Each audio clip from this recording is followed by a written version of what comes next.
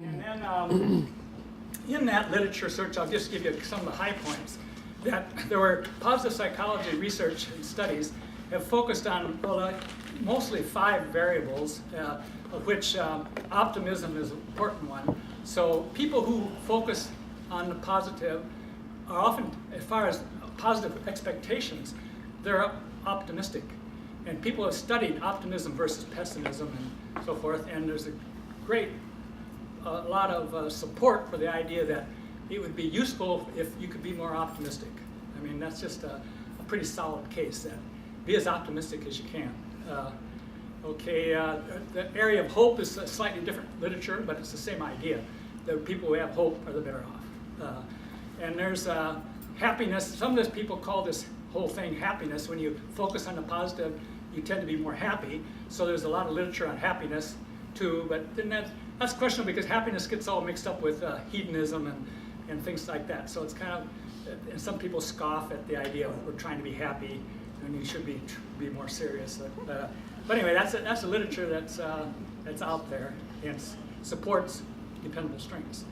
There's a lot on positive emotions, and they've said studies that if you can get people to have focus on the positive and they feel good better during a time, they're much more effective, they're much more creative. There's all sorts of correlational data and some studies where they manipulated variables that if you can have more positive emotions, you're going to be more successful, you're going to get along better with people, and you should strive to have positive emotions. So there's literature supporting that.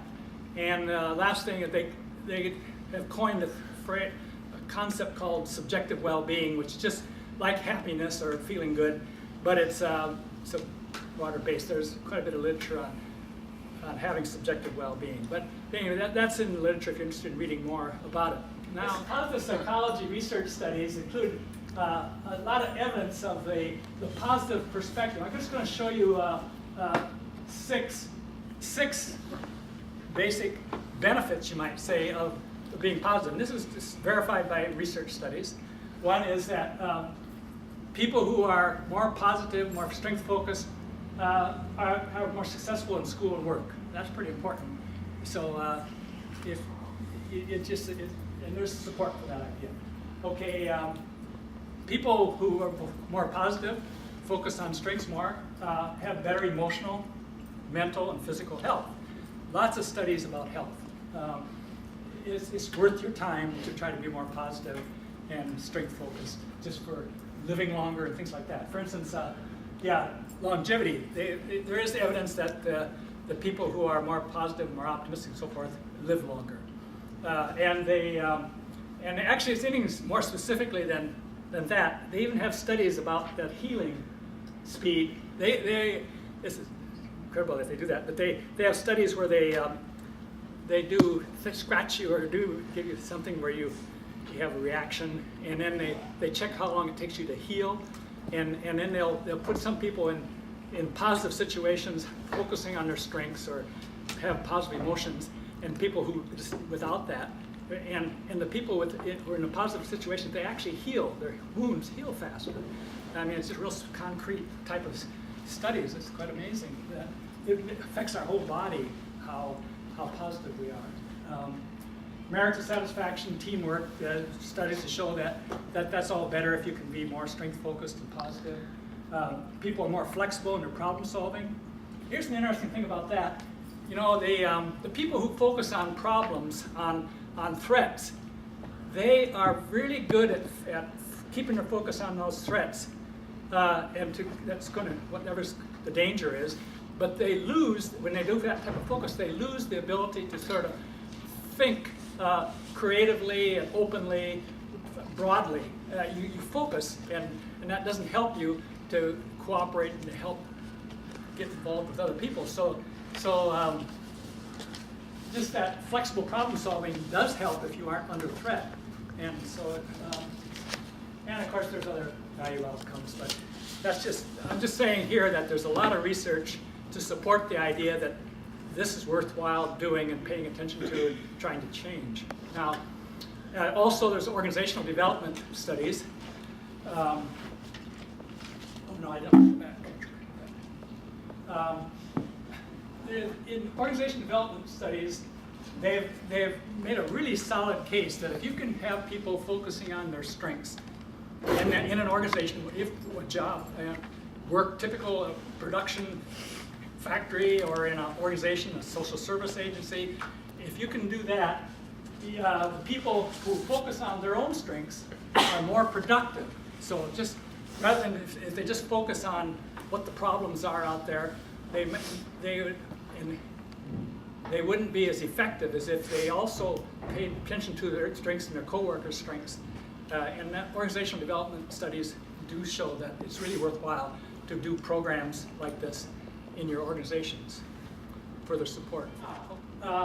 Shifting to a new topic in a way, it's related, but what about learning to this positive perspective? Can you do it? And that's gets a little dicey here, picture, because there's pretty good evidence that this kind of positive attitude, this optimism and so forth, is about at least 50% or so of it comes from your genetics. And so that, and some people stress that so much that they say, well, what the heck, trying to change it? Why do we have programs like learning dependable strengths and so forth if basically people are positive or negative kind of because of their genes? Why bother with it? And there's some credence to that idea. There's a lot of evidence that if you're lucky enough to be born with that kind of positive perspective, temperament you could call it, you're going to be better off. But of course you don't have control over that after you're around for a while. So there's, if you took that too seriously, you wouldn't do much. But there is about 40% of that positive perspective that can come from intentional activity. And we don't know for sure how to do that yet. Dependable strengths is one of the intentional activities. You take a dependable strengths workshop, you intentionally try to focus on your strengths. And processes like that is going to make a difference. So that's why we do these workshops. We just don't say, give this, if you're lucky enough to be born with it, fine. If not, too bad. But you can change it. But you can't make it, what they say, silk purse out of a sow's either completely.